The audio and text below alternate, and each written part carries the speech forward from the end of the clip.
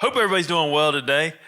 I want to welcome everybody to the Unimpressed Podcast and have the Madlad film guys here in studio today. We have Graham Ladd and Ethan Kaiser. I'm unimpressed. I didn't know these guys before I moved to Charleston because they do great work. Probably the biggest game in town. I don't know any other game in town for what they do, but yeah. Welcome to the Unimpressed Podcast. Happy to be here, John. Thank you, John. No, thank you. It means a lot. We got Huck Finn. He decided not to shave today. Mr. Huck. Yep, no, keeping it El Natural, just coming off a three-week bender of filming and festivals. Yeah. That's part of what we do. One of our divisions at Madlad Films is, filming conferences, big events, music festivals, things like that. And we did CCMF in Myrtle Beach and BCMF, Barefoot, in Wildwood, New Jersey. And each one of those about 5-day event. Wonder what CCMF means. That means Carolina Country Music Festival, and BCMF is Barefoot Country Music Festival. Barefoot Country Music Festival. Bang Productions had 4 acts at CCMF. Bob Durkin does a great job. How did you guys get hooked up with Bob and Carolina Country Music Festival people? I think it started back in 2015. Back when we were living in Pawleys, we would work with a guy named Brent. He ran the film company, and I freelanced at the time. So, basically, I reached out to him on Craigslist of all things. And, he was looking for, like, cam ops. And, then I worked it that year, and then Graham came the next year. And then since then, we started the company, and now we kind of like grown into it, and we grown in the production side. We really delivered a lot of good content, and they loved what they saw, and Bob's loved what he saw, and we all kind of have this joint team effort to make this whole production team with the video happen. And we deliver the after movie, ticket experience videos, and all sorts of content for the festival. When y'all film one of these festivals, what's the agenda? Balls to the wall. No, it starts early, and we have it pretty well mapped out these days. But at the beginning, because this is what 5th year, 6th year that we've done it. So, we have a good run a day now. But I mean, it's a full lineup. You're getting acts at this stage, working in. The crowds, the sponsors, the ticket experience videos, drone footage, and so it's kind of this whole ever-shifting agenda, and then you have like proposals that come up. You have, catching the guys from Shadow Warriors Project, Mark Geis and his team, jumping in off parachutes and landing, on stage or by stage on the beach. So it's kind of a mad dash, but that's what Mad Lads do. Mad Lads. But to answer your question, it's like 4 different stages covered by 5 different cam ops over 4 days. So it's like there's a rough outline, but you gotta have to learn how to go with the flow, and you have to kind of like make sure everyone's in the right place at the right time. We average, I guess, about 10 miles a day. Yeah, I mean it's everybody thinks those things are a lot of fun and games, but if you're there working it, it wears you out. I mean, I was worn out walking around, from one end to the other, trying to, chase 4 different acts. So I can imagine wrangling camera gear and through obstacles of drunk people. It's really difficult sometimes. I mean, we have to continually trade off, gimbal hands, or else you'll have like one jacked arm, a little noodle over here. But by the end of the day, I mean, it's exhausting. So, we have a Mad Lad workout routine, and just to stay in shape, and because it is physically demanding, mentally, demanding, but we've have a lot of workout routine. What is that all about? We have a PT test for interns. As we grow, in the Mad Lad brand, we're gonna challenge. Others not just to be the best like camera ops, but also challenge them physically, personally to hit goals. And we're trying to build more of a camaraderie and a team for life, not just in business. Gotcha. So now, Ethan, tell me a little bit about you're an Army brat? Military. My dad was Navy, so okay. I have that background. So growing up as a kid, did you Were you always a creative kid? Yeah, I'd say so. I started, with me and my brother. We were in Boy Scouts, so you learn like different aspects, in summer camps of discipline and whatnot. But at the same time, we took the cinematography merit badge, and that got me into, filmmaking. And what we did every summer, we'd go on the summer trip camps, and everyone gets so excited about the video. So we would all have the camera, and we just film each other, just having fun, and then we'd learn, take it back to like Windows Movie Maker at the time. And just make little shortcuts. I mean, this is like, when I was 8, 9 years old. So I'd say, I was always pretty creative. And, I was blessed to have a family and friends that supported that, lifestyle, and realize you can make money in this business. And it's challenging, it's fun, but, it has its demands. With Dad being a Navy guy, where did you get the creativity from? That's a good question. I don't know. Maybe my mom. She was always the fun one and the creative one. My dad's kind of more straight shooter, and I'd say. And then my brother was obviously a big part of that. We kind of cultivate each other's creativity. He kind of I would say y'all feed off each other. He has that writer's mind and kind of that brain. Then I always kind of like took it, and we would just collaborate. And then we've been all of us working together, Graham included, and we started just really young and doing like little Lego stop motion videos and just learning how to take a picture every few seconds, and then that's like, okay, well, now he can walk. Where's he walking to? So now it becomes a story. So then you kind of learn like that creative just kind of it feeds. So. And how many different towns traveling around did you grow up in? Mimi's brother was a colonel in the Army, right? And then he has 2 sons, and they move every 1 to 2 years. And it's like innate. And even the one son who's out, he works for the national parks. They don't stay in an area more than 5 years at the most. So how many different towns did you have to go to growing up? I was pretty blessed. I was pretty much 2. So okay. I was born in Kentucky. Like the first 3-4 years of my life were there. Then we just moved. My dad got stationed in Millington, Tennessee, which is north of Memphis. So I pretty much grew up there from like 7 years old to like high school, and then pretty much I call that home. One brother, so 2 boys growing up outside the Memphis area. Mm-hmm. What did you think you wanted to do in high school? Obviously, like coming from the military background, and my brother went military, and my dad kind of wanted us to go military. It was just kind of like guided towards that direction.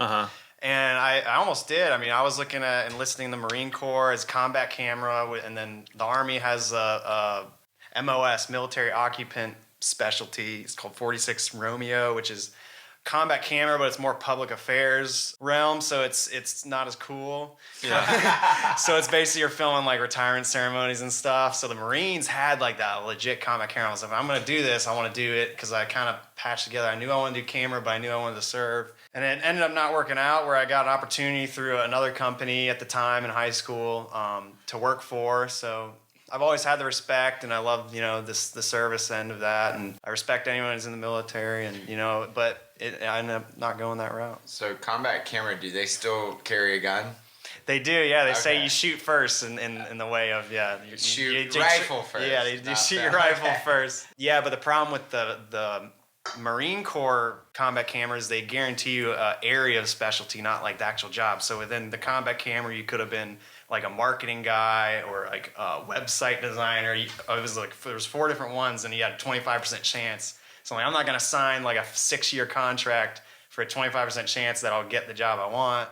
It was a hard decision, but I mean. And then you went to where? University of Texas? So basically at Texas A&M, it's Texas a military A&M, school. yeah. So I still got the military experience through the ROTC program.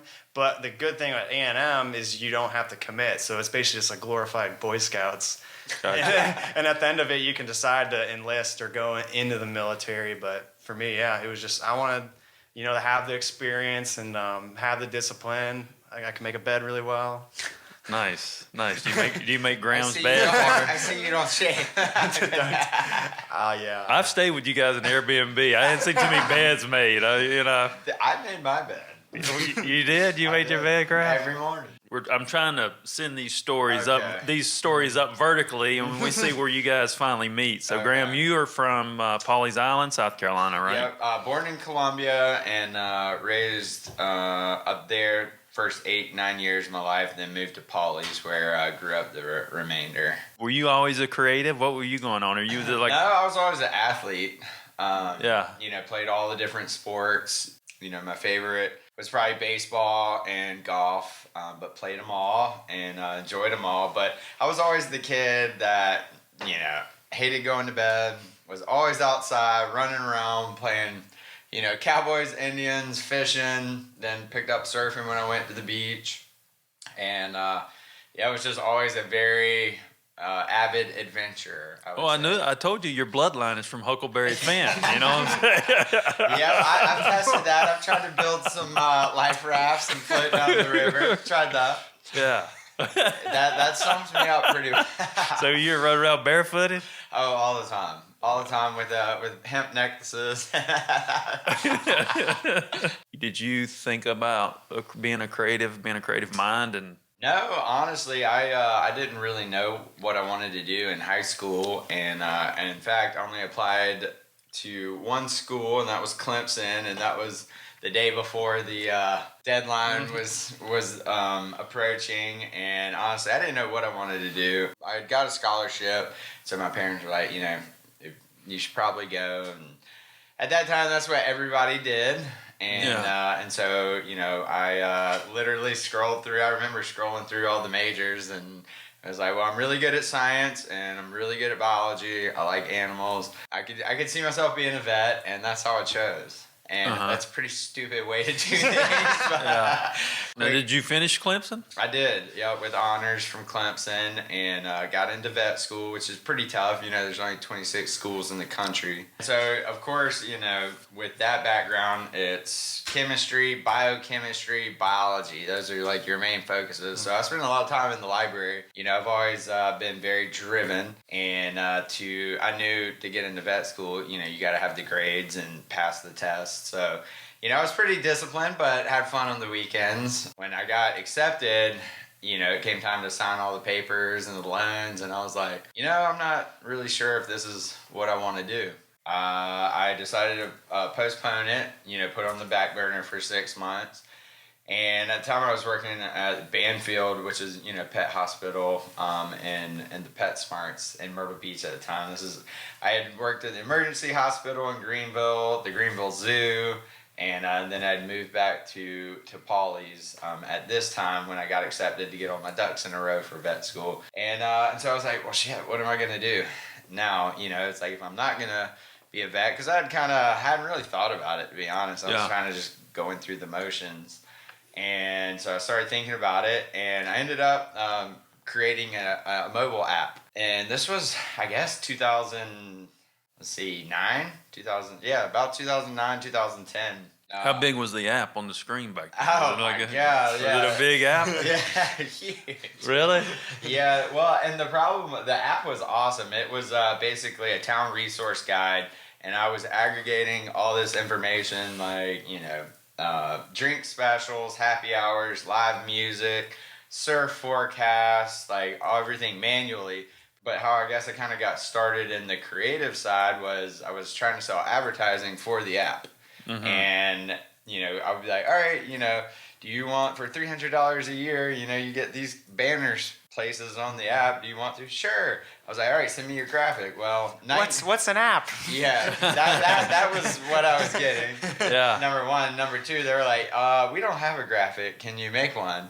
So I was like, well, being driven, I bought a MacBook and started teaching myself graphic design through Illustrator. Then I was starting the graphics, and pretty soon they were asking, can you build a website? Well, yeah, I can do that. Shit, how do I do that? YouTube University. Yeah. And, it kind of was just like a snowball effect. And then, that kind of built into social media management where, I was going out getting content, posting it through Life in Pi. That was the name of the app, Life in Pawleys Island. I just noticed that, hey, when I do video, it gets 10 times the reach, 10 times the engagement, and started doing videos instead of photos. And that, I had about 35 clients at the time, and I'd do one video for each one of those every month. So within my first year, I produced like 360 plus videos just the first year, like solo. Now, they aren't the quality that they are today, but what it did give me was, using a marketing background, which I also became a user experience designer during that field as well, which is, I think, a huge advantage to what we do today from not only the film side, but also the business side, just because I know what the businesses need, what's effective, so our videos are not only just like, you need a video, here's your video, boom. We actually take the time to understand their business, get it branded correctly in the right light, strategized, and then what we do is create a more effective video that gets Well, that transition of shooting, right? Transition of shooting and editing, right, and delivering. Yeah. Right. I think if you understand the front end. It kind of gives you a lead on how to shoot things, right? Yeah. Because you are editing, and then you know how it's conveyed and so forth. So you a lot of people can't cross that, because like when I started shooting stuff and never knew how to edit at all, right? And then realizing, hey, all right, I'm learning how to edit a little bit, right? Then I started shooting a little better. Right. You know what you get. Yeah. So there is a lot of people don't realize that. So if you're listening out there, there's if you can do both ends of that from shooting to editing, I think it makes you a better storyteller. 100%. Reactive versus proactive. If you take the time to think about, the background and your intended audience and what you're, needing them to do, and you take the time on the pre-production side to align all the ducks, it makes the filming easier and better, but you're shooting with intent, as opposed to feeling like you have to capture everything and then try and post, fix something together on the back end. So yeah, if you're thinking of video, always think of, your end audience and what you want them to do and kind of work backwards. But I mean, I think at the festival, it's for sure spray and pray. It's spray. Now, Graham, you self-taught. You never had any formal training, right? Yeah, all self-taught. Now, Ethan, you had some schooling. You took some classes at Texas A&M, right? I was a telecommunications major, which means, not really. Oh, okay. My first class was like, this is Twitter. And it was like talking about this is what social media is. I'm like, I'm paying God amounts of money to pay out-of-state tuition. And I don't know. I actually didn't end up finishing A&M. I went 2 years. And that's when I realized, I got the experience I needed.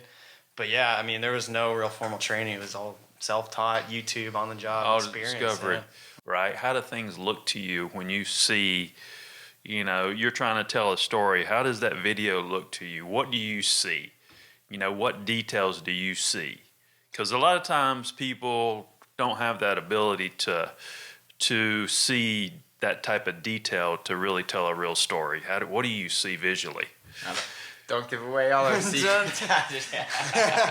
No, I mean, it kind of comes down to what you preach a lot is the sensitivities, just like growing up and just being like a normal everyday human where it's like, say, when I'm listening to you two talk, it's like when you go to edit, it's like if you're talking, at what point does a third party look over here? So it's like you have an action, reaction, and the reaction, in my mind, is almost as most important as the action because you only have half the story if you're just shooting that. So if you take that back to the editing room and you see like all these shots of just like all the action, you have no reaction. It's like a cause and effect, And we learned that in some film studies class that I did take at A&M, and it's like you have all the different like the Kershaw effect, I think, where it's like you use like I'll have to fact check this, but basically I think it's the reaction shot and how like this old film back in the day created the whole editing style that it's known to be now. So for like a conversation as I'm talking, transferring to him to see whether he's receptive to what I'm saying, and then cutting back like that mentality. Now you've been on some traditional, industry shoots and so forth, and worked on some major TV stuff and film stuff. And things I went on back in the day and seeing directors is like one shot,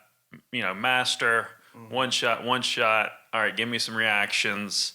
Give me some reaction shot. Do you see that same style? It's like really, I think you can break it into scripted and unscripted work. That's what. So it's like when you do scripted stuff, it's like very specific and it's storyboarded, where it's like unscripted, like reality documentary. You know, it's kind of more loose, and you kind of have to be more in the moment, which is an art form in itself. But then there's a whole other art form of like crafting a shot and like lighting it and then getting them move.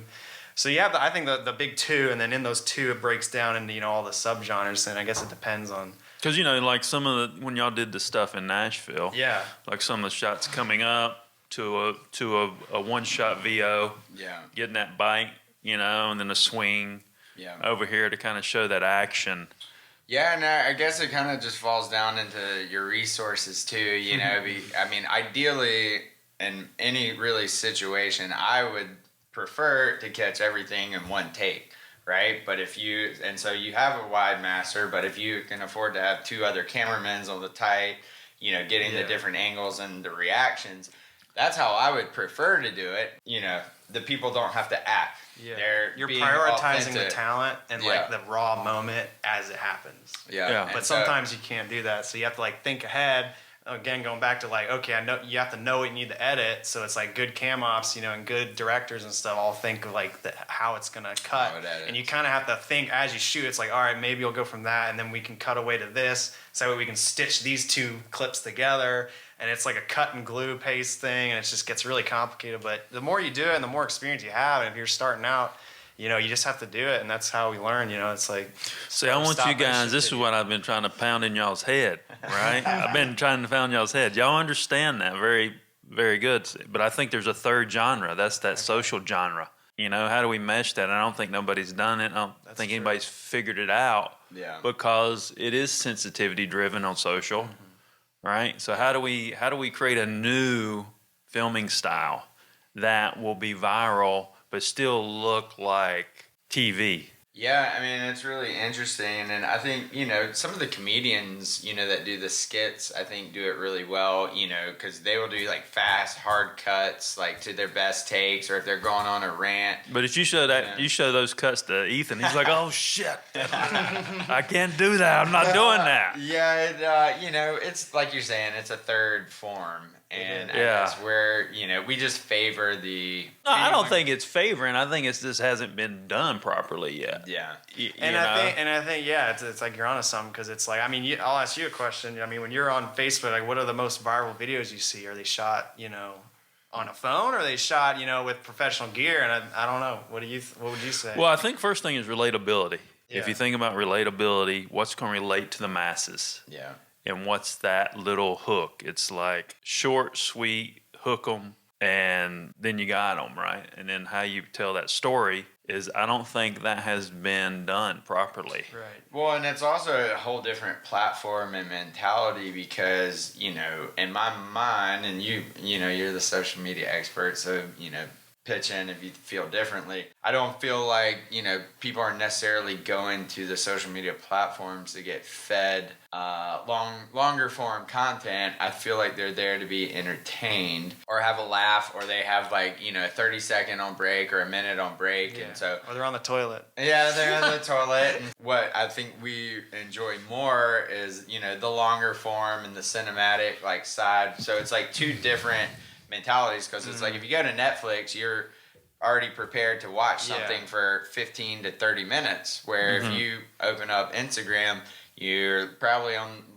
have a short break, you're 1 to 3 minutes, man. So I think it's just two different, I don't know, mentalities. What do you think?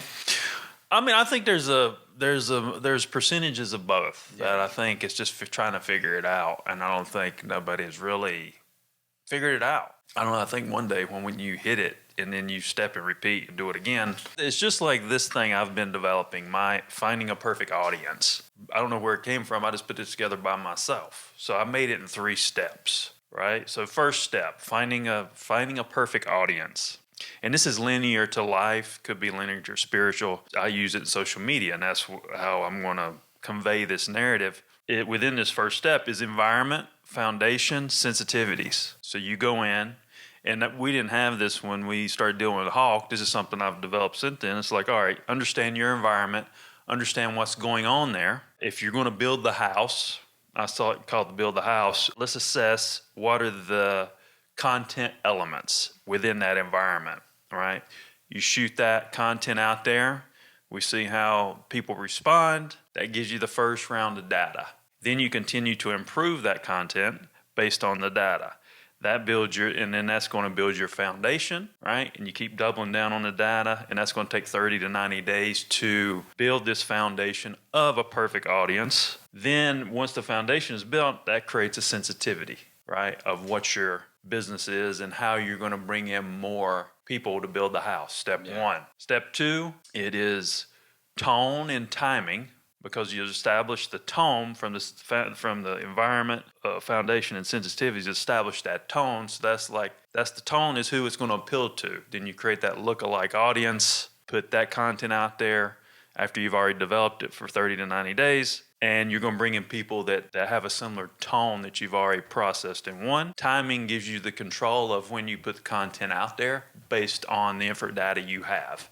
Yeah. And where those people is. That's step two. Then step three is emotions. And this is a quick run through, people. This quick run through is emotions and landscape. I've realized that with emotions, when people start responding to your content, you don't want to have a knee-jerk reaction. These are the micro fixes, half percentage fixes that you digest. But if you've done step one and step two right, it keeps you on that path. And you don't have these knee-jerk reactions that people do when you see these wild comments.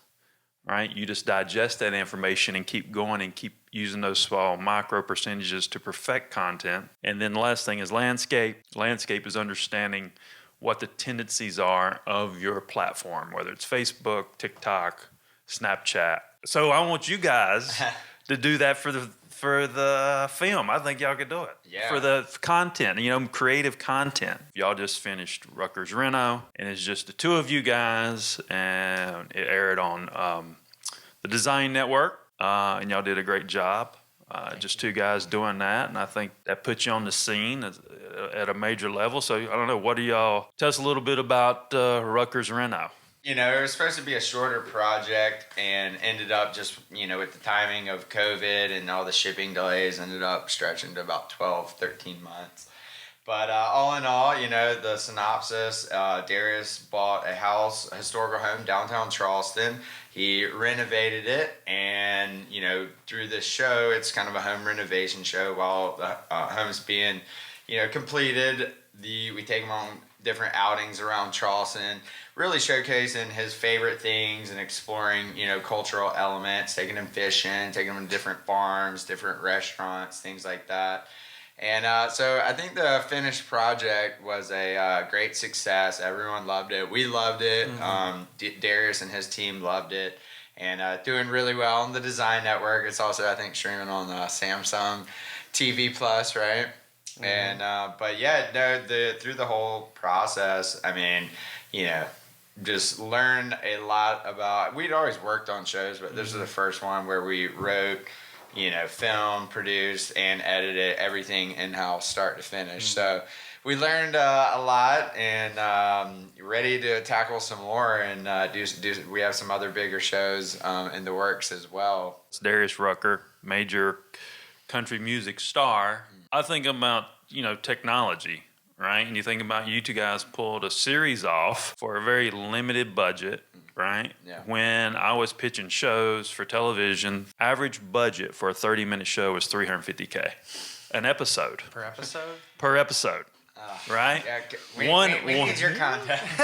1 hour, 750 per episode. Was that scripted or like reality or reality? Okay, reality TV. So that's like not even sets and actors. Yeah. That's just straight reality. Yeah. So put that in perspective of what you guys did. Y'all did what? How many episodes? 6 episodes. Mm-hmm. I think that's mindset. It's kind of like the Tyler Perry thing. I went and saw Tyler Perry. Tyler Perry's he said he would always sit in his trailer and be like, why is this taking so long? Why is this taking so long? And that's why Tyler Perry makes movies in 15 to 30-day terms. Absolutely. Right? Compared to 90-day turns. Yeah. Right? He stresses out a lot of actors because they know they only have 1 or 2 takes too. Yeah. It's pretty crazy. Well, I think a lot of that comes down to resources, It's that was, how long ago was that? 9 years ago? Yeah, that's not so.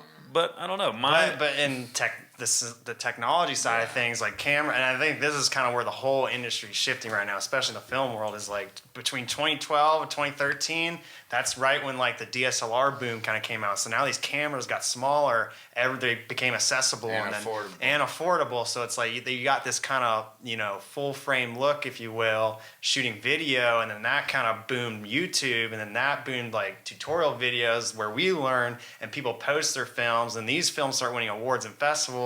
And then the technology keeps, you know, developing. So it's like the cameras get smaller, they get cheaper. So we were able to produce a show for a little less, and it's a little more, it's smaller, cheaper, more mobile. So it's like, I think the whole industry's shifting in a good way, in the sense that, yeah, like maybe budgets are getting smaller, but at the end of the day, it's like more people can be creative because of those innovations and stuff. So I don't know. And that's where it's like, even all my friends in the, you know, traditional film community are all, the unions are kind of like figuring out, like, because all these streaming platforms are kind of restructuring their like rates and budgets and everything. And again, we just learned a lot just with this one network, but you know, I feel like a lot of networks are kind of just shifting, not necessarily getting cheaper, but you know, there's more hungry like people, and it's the new generation of filmmakers, and you know. But there's also a lot of waste in the film industry. There is, yeah, a lot of inefficiencies. Yeah, that fractions. That goes back to finding my perfect audience. That's me flushing out these fractions of business that are wasting people's money. Yeah. You know, I mean, in my mind, like for a reality show, you know, limited budget, but let's say somewhat healthy. You know, in my world, I think we could pull off a, you know, $750,000 look with a 7 to 10 man team. You already did it for less. You already did it. And I mean, with you know 5. Well, and just 2 to 5. and like the experience, you know, just working with Travel Channel, History Channel, like they're shooting reality shows, and there's like 3 PAs just sitting around, and you know they're getting paid X amount of dollars a day, and then they're just kind of hanging out. And I guess I don't know why they necessarily need them, but it's just for extra help. But then that's extra cars you have to travel with, that's extra people you got to feed, extra lodging, and I'm like, we can kind of pack this down instead of like, okay, you just be one focus. It's like we kind of are taking a different approach where it's like everyone's kind of multi-tool in a way on set, where it's like, okay, you just know a little bit about audio, a little like mostly camera, and if you kind of know, like you can kind of help each other out, and then you can kind of pack out those people, which, you know, you're more mobile, you're faster, cheaper, and I don't know, we're just trying to figure out like a whole way to restructure it in a healthy way, and where we're not undercutting the industry. Well, in a way, in 2004, when I started doing music videos, I bought a Canon XL1, and I just started shooting. When I looked at doing these music videos, we'd spend $50,000. I wouldn't make shit, but I paid all these people, pay like 30 people to do a music video, and I would get pissed off at the job they did. Right. So I started teaching myself every position. Yeah. And when I taught myself how to do everything, that's how I was able to build Bang into what it is today. Absolutely. So it's kind of the same principle. That you're just in a different time frame, but that was kind of my thought process back then. But now it's more like, where do we go? What do we do? And I think distribution, I think that's where the kind of the Wild West is, because really nobody's understanding where to distribute their content right now, because of guys like you able to produce a show at a very high quality at a very low cost. But I think it kind of goes back to just that military style where it's like, you know, you learn first aid in basic training, you learn, you know, how to use a gun, you know, you learn how to, you know, work as a team. And I think it's just building those skills is only just going to make them better, you know, as we cultivate this team. And I think, it's just eliminating those inefficiencies. Yeah. But it's like, if you can get, you know, to the same look, but, you know, the multi-tool team can get there at a fourth of the price and still be happy and be treated fairly, versus the 30-man team that takes, you know, 4 times as much for the same look. Mm-hmm. You know, I think that speaks for itself. It's like when I got into comedy, I didn't know the rules of comedy. Mm-hmm. So in a way, it's probably good y'all didn't know the rules of doing this yourself traditionally. Well, it's like I knew the rules. I'm like, you can't do that. Like, it's like, but at the end of the day, it's like it kind of worked. And then it's like, all right, now I have to rethink of how I was, you know, just trained in my environment. Just growing in the production world, where it's like, don't touch the audio guy shit. You know, like you just don't talk direct, don't talk to talent. You're a camera guy, don't speak. Yeah, but that brings up a whole nother thing. Yeah. Because all right. And you can ask any talent and, you know, people on set. what ends up happening, with Madlad Films is because we have a smaller team, it's a more intimate setting, and we build relationships with everyone who's involved with the process, which ultimately makes the talent feel more comfortable. And, it's really interesting because at the end of our projects, we've now formed friendships and partnerships, and that's a big part of like our, marketing, I guess, technique, because we've actually never spent a dime on marketing.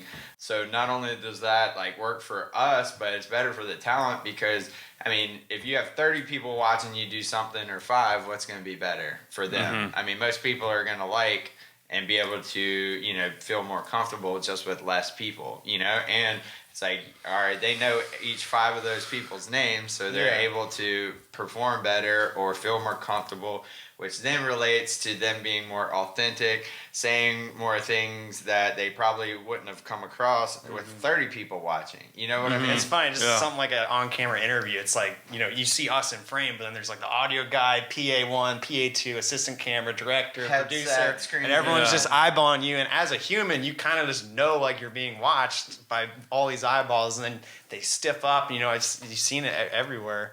And I think, it's just kind of part of that technique. Well, that started like with the damn cameras that got the one shot, right? Yeah. Had to have 85 people looking at it to make sure they didn't miss anything because they had one shot at it, true. right?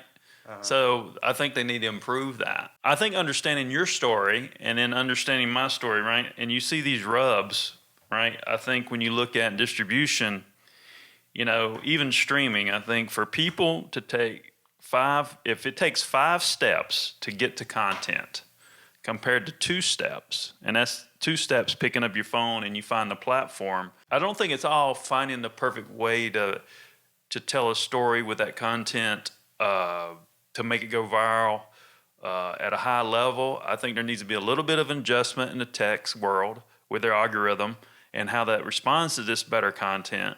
And then a little bit of change over here with creative, because eventually everybody's going to want to be in that 2-step process to find content they want to view. People are too lazy to get through 5 steps, to go through an app. Yeah. Pick up your phone, go through the app, log in, right? Yeah. Then this, I think that's where the world's going. So I think if the tech world would understand Ethan's mind from a creative standpoint, and then creatives like you understand the tech world a little more, I think that's the future. But I think one of the biggest disconnects between you and us is that, like you said it just then, you're trying to create the viral content, which we're not necessarily trying to do. You're trying to tell more of a story. A story that, is more polished and intimate. And and of course we've done stuff strictly for social media where, if we're geared toward that way. But I guess our philosophy is if you're going for 1 million views, you have that view and then it's on to the next thing, where say we only have 100,000 views, but they watched it for all 3 minutes, all 5 minutes, whatever. Retention could be longer. Believe it or not, I think it's a different personality. I think so too. I think there's a personality that opens up Facebook. I think there's a personality that opens up Instagram. There's a personality that opens up Twitter. Because if you put all those platforms together and look how people comment, they're different. That's a different true. sensitivity. And that's where it's like, depending on, and maybe that's something that we need to explore is, custom creating content for a platform based on, sensitivities. In my mind, like the Facebook or Meta, is definitely, I think people still primarily use it for like family and like family news. Yes, they see stuff from businesses and stuff, but I think primarily they're using it for to stay up with their friends and family.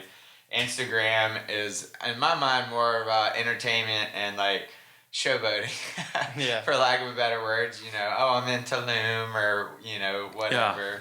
YouTube is, I think, still entertainment and how to, to a large degree. Yeah, it seems like YouTube's become more educational in a way. More educational almost. Netflix, again, is primarily documentaries and shows and series. So there's like I'm there to, check out before I go to bed, that type thing. But I don't know. So what was TikTok? What would you say TikTok? TikTok's dancing, man. I call TikTok a cheap trick. Yeah. I think it's a facade for kids, you know, in a way. And I think they pick and choose. It's like Avery's like, I got to get it going on TikTok. I think they pick and choose who they want to, if the 10 board members see a song and those 10 board members like that, because there's so many bots on TikTok, I think they pick and choose who they want to go viral. So there's some girl like Charlie, somebody on there is like got the most followers on TikTok, and she's got like 150 million followers.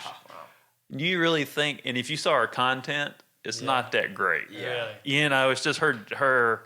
I'm like, how do you get 150 million followers? Somebody's got to have you back. Yeah, exactly. Yeah. If the You know what I mean? Isn't extraordinary, or She's not teaching anybody nothing. She's just kicking her leg up in the air. You know what I mean? It's like, Is she hot though? She's really hot. She's cute. she's cute. Oh, she's a kid? She's 18. Oh, God. Strike that from American. Yeah, she's 18. I guess she came the poster child, and that's why I started thinking that TikTok picks and chooses who they want. Yeah.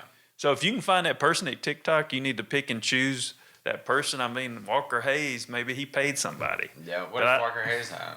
Well, Walker Hayes is, he'd been in country music for forever. I think he's in his 40s. Yeah. Right? And all of a sudden, his daughter put that song out. Yeah. But I think they picked that song out and blew him up in a way. I don't think it naturally happened. All it takes is one these days. That situation, the Walker Hayes situation, created that mindset to an Avery Robertson, right? I got to figure out how to, get my song out there. I don't think it matters. I think they just got to, if they see it and they like it, they're going to blow you up. Yeah. If they don't see it, now I think other platforms are different. Yeah. I think, I do think that Facebook or Meta's process and how they make things go viral is very, strategic, and there's steps to it, right? And if you understand those steps, you got a better chance of making things go viral. There's more brick and mortar a situation to get a video to really be seen by a lot of people. I agree with that. Because I keep perfecting our process, and our viral content just gets better and better. Yeah. From like, we went from a vertical. Vertical was hot for a minute, right? Then full screen was hot. Now they've determined that 4x5s, these 4x5 sizes are the best size because it fits perfectly in your phone. That's what I was trying to get. Is like, I'm curious where all this, the format's gonna change, because that in our world that changes the way we shoot. Because now it's like you got to kind of either shift how someone's framed in a shot, versus if it's widescreen. So it's like that changes like our job directly. So it's like interesting to know where it's getting delivered. That's really interesting. Well, luckily we can still film 4K and then crop it.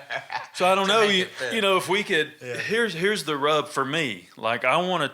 Every piece of content I want to layer through everything. So y'all shoot most stuff 16:9, and a lot of times, it's hard to get that 16:9 in a 4x5 and not lose anything. Right. Yeah. For sure. So that's something to figure out. Yeah. Unless you just want to be focused on this platform, it does this size and so forth. I don't know. These are just pieces of the puzzle I'm trying to figure out, and I'm probably fast tracking this too much. I mean, there's probably still a lot of bandwidth to tell these great stories, and there's people want to consume this content. But if industry doesn't start catering a little more to the side of the social world, I think they're going to get left behind. I think that's where the struggle is, because industry is holding back the reins still. Yeah. All the big money is still in mainstream, because the old school mindset is there's too many variables. Yeah. There's too many variables in social. But finding a perfect audience, this is where I took the variables out. Like this, finding a perfect audience would change everything. Yeah. Would change everything, because I'm showing you the steps and I'm taking out these variables.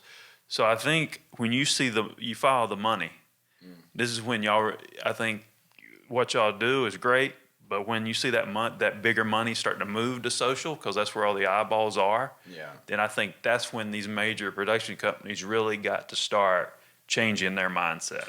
Well, and it's something like you talked about, and what we're really interested in is how do you take like a great story that traditionally might be like an hour, documentary, and publish it to a social media platform and get the eyeballs, but also it's like, it starts to say, do you put it out there as an hour, or do you put out, 6 10-minute clips or 12 5-minute clips, as a series, as a mini doc series, just because the attention spans, are longer or shorter on social. The king of 1 hour movies, because people don't want to watch a movie past an hour. I think if somebody grasps hold of that, y'all could be the kings of 1 hour movies and the kings of 30-minute documentaries, right? Yeah. Then your docu-series are 3 to 5 minutes. Yeah. I like that. Then you can break down more, if you want to market it for your 1 minute pieces and so forth. Yeah. But I think documentaries could be 30 minutes. Yeah. With the amount of views and traffic on social platforms that, you're going to see more and more series shows kind of, be launched on that, which is something and I think that's going to change the way it's edited too, because it's almost like you sit down for Netflix, you have that mentality, I'm going to watch this, and it has a nice soft opening of like credits, but with social media, like you got to hook them, so it's like, I think that changes the way, like having that hook, and then it kind of, I think Goalcast is actually a good little mini doc page to like kind of take example from it. Like they hook you, and I was just scrolling like just in my bed or something, and it was like the first 30 seconds like, oh, this looks cool, and I didn't realize I've been watching this thing for 10 minutes. It was a 15-minute like mini documentary cut vertically, and it was like really well produced, really well edited, and I think that kind of speaks for something. It had like several million views, and it's kind of like you're earning their attention with that cut in a way, where it's like you grab them, like you keep saying, and then it's like, and then now you've earned their like attention, you've proven it, and then you kind of now you can dip in the story, you kind of have those slower moments, then you just keep building. So because I don't know, at the end of the day, those slower moments and like the attention to detail is actually, in my opinion, what pulls you into the story. And it's not just all entertainment. It is actually the crickets in the background, the nice landscape shots that, traditionally, like in today's world, that's not going to hook somebody. But in my opinion, that's what helps form the emotion, emotional attachment they have to the video or the film. Well, I agree with that. I agree with, the sensitivities, like hear, sight. You can't smell video, so you got to think of. Well, I don't know. I'd say you can't even hear it a lot of times, because they say like 40% of, I don't know, you actually might know, like Facebook videos are muted, so that's why they're doing closed captions all the time, or subtitles. So I don't know. I mean, I remember reading somewhere it was like 30 or 40% of like people scrolling through at least Facebook Watch or whatever is muted. So I don't know. I think now you're losing a whole sense, so it's like you got to visually capture it too. I don't know. Which changes our jobs, like how it edits and then what you see first. Used to, on Facebook, anything with a cold open or script at the beginning slowed down the reach of the videos, but now they're going back to they want a little short little pop of what this is, So if it relates to you and you go back to the captions, they're trying to say, they may not click on that video because everybody does like this, but to that caption, they're going to catch a percentage of the personalities out there that's going to appeal to their senses, right? And that's the reason they do it, because there's a big, I guess there's probably 40% of the marketplace will watch a video based on what they see just in captions. There's certain personalities that will click on certain things, whether it's captions, whether it's visual, whether it's what the guy looks like, or the what content itself. The content itself. So, what's the future for Madlad, and what do y'all want to do the next 3 years? Honestly, we just want to grow a team, and we have a bunch of team members right now that we're looking to bring on in a more full-time perspective. But great, we've learned early on, you're only as great as your team. And just like we were saying earlier with Rutgers Reno, we had a great team of our friends that are super professional and talented. You know, Jansen Doyle, Thomas Runyon, Julie Jackson, Jimmy Rojas. And, you know, you're only as powerful as your team. And so, we're working on, the future is just, getting people on full time. Just think if we could take this, if we could take this three right here and duplicate ourselves multiple times. But that's hard. And it's like trying to train an artist and also a scientist at the same time. Because it's a balance of the art and the science and the business. Yeah. So it's like you're trying to combine all these people and teach somebody this, where it's like it's trying to teach someone to be a Picasso. It's like you kind of either get it or you don't. But sometimes you can really formulate it, you know. But it comes down to hands-on work experience, ethic, honestly, and like drive. If you have work ethic and drive, then you'll exactly. You know, and that's what we've noticed. And those are the people that we flock to, and they flock to us. You know, just because. Well, you don't find too many guys 25 like Ethan that works as hard as he does. Yeah. Most people I was partying at 25, so it's very hard to find even a guy at that age to work that hard. Yeah. So you got lucky, probably. I mean, we work just. Yeah, man. I know you work your ass off, but to find two people that can complement each other, that's a big deal. Yeah, that's what we resonated, and we became friends first, and then we started working together, and then just became business partners, and it's an awesome partnership. And, what's our saying? More than a brother, less than a wife. Pretty much. And, man, it's like you learn to share, like appreciate people like that in your life, and that push yourself, push others, and really inspire and motivate. Your team behind you. Yeah. And as far as the future, just we're working on an action sequence commercial for Madlad Films. It's a passion project that we've been wanting to do for a while, with boat chases, motorcycle chase, jumping off high elevations, some gun and fight sequences built in, because honestly we haven't been able to really do what we're good at yet. And we really haven't shown a side to our business that I think we were ready to show, so stay tuned for that. Well, I will say this, I think y'all, it's like we back in the day, we brought storytelling to action sports. And in a way, y'all have brought your narrative, y'all have kept your narrative with each client, whether it be entertaining, whether it be marketing a company or a lawyer company, whether it be any type of business or somebody you've worked with, you've kind of kept y'all's narrative the same with each client. Yeah. And multiple genres of clients. Yeah, and I mean, we've just in the 3-4 years that we started working together, I mean, we've produced thousands of different videos, but with his background, my background, really we've done in every type of content out there, whether it's restaurants, commercials, social content, lawn business, television shows, feature films. So we've have a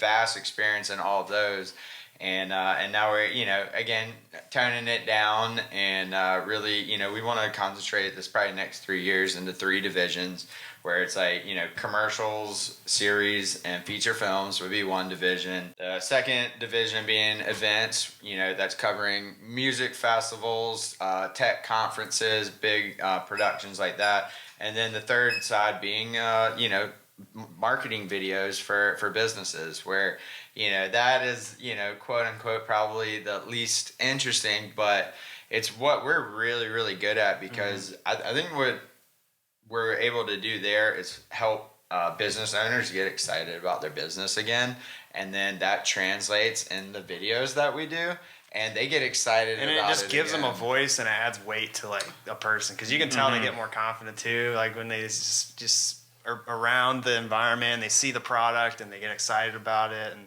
I don't know, that makes us excited too. Because we realize we're blessed in this world of having the ability as storytellers to give people a voice. I think that's really important, and using it for good, and even in business videos, it's like that's what it comes down to. It's like trying to figure out those stories and how to tell them. Yeah. Yeah, and it's a blessing and a curse because the marketing videos we do are they're so good they're evergreen. So while people do come back to us several times a year, it's I'm hoping some of them will start to understand. It's like, all right, that worked. Let's start a residual plan, of content generation, and not, let's use this one piece of content for a year. You really got to, especially this day and age, keep getting your content out there. But it's really effective for them, and it's fun for us, fun for to help people in small businesses, and not just small businesses, but businesses in general. But I have an affinity for small business owner because that's the backbone of America, and so helping them succeed is part of what we enjoy.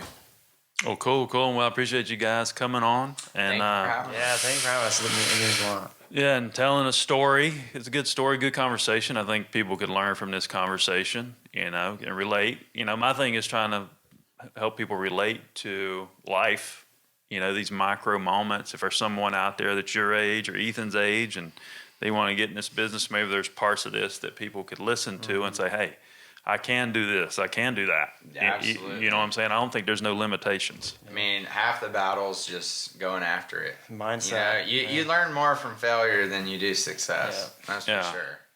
So Madlad Films, great guys. They do great work. You can check them out at madladfilms.com. They do good stuff, and they're here in my area in Charleston, South Carolina. Or their area, because they were here before me. But yeah, we got Graham Ladd, Ethan Kaiser. Yep, nailed it. And John Kozma. and I'm John Edmonds Kozma, the CEO of Bang Productions. Thanks, guys. Appreciate it. Awesome, man.